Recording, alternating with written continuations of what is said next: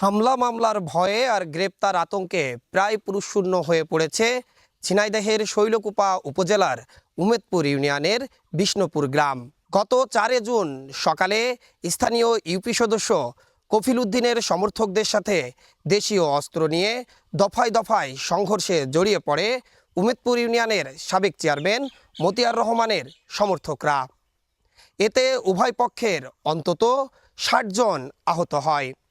আহতদের উদ্ধার করে শৈলকুপা উপজেলা স্বাস্থ্য কমপ্লেক্স, ঝিনাইদহ সদর হাসপাতাল ও ফরিদপুর মেডিকেল কলেজ হাসপাতালে চিকিৎসা দেওয়া হয়েছে। এরপর থেকে কার্যরত গ্রাম জুড়ে হামলা আর পাল্টা হামলার আতঙ্কে পুরুষশূন্য হয়ে পড়ে। এরপর এই ঘটনার জের ধরে শৈলকুপা থানায় পুলিশ বাদী হয়ে 68 জনের নাম উল্লেখ করে এবং অজ্ঞত 100 থেকে 150 জনকে আসামি করে একটি মামলা দায়ের করে। এরপরে সাধারণ যে পুরুষরা ছিল তা একেবারে কার্যরত এখন গ্রামে নেই বললেই চলে। গ্রামের সাধারণ যে নারীরা রয়েছে তাদের সাথে আমরা কথা বলেছি। তারা আমাদেরকে জানিয়েছেন বাড়িতে পুরুষ সদস্যরা না থাকার কারণে তারা কিন্তু এখন চরম আতঙ্কের মাঝে দিন পার করছে।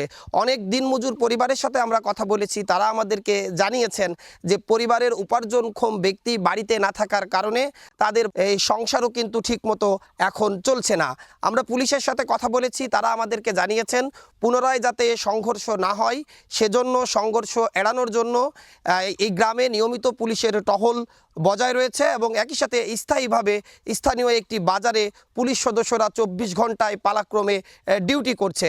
এখন পর্যন্ত আমাদের কাছে যে তথ্য রয়েছে, গত 4 জুনে যে সংঘর্ষ হয়েছিল তারপর থেকে পুনরায় আর কোনো সংঘর্ষ না হলেও সেই সংঘর্ষের জের ধরেই পুলিশ যে মামলা করেছিল সেই মামলায় গ্রেপ্তার আতঙ্কেই কিন্তু মূলত কার্যরত এই ঝিনাইদহের শৈলকুপা উপজেলার বিষ্ণুপুর গ্রাম এখন প্রায় পুরুষশূন্য হয়ে পড়েছে।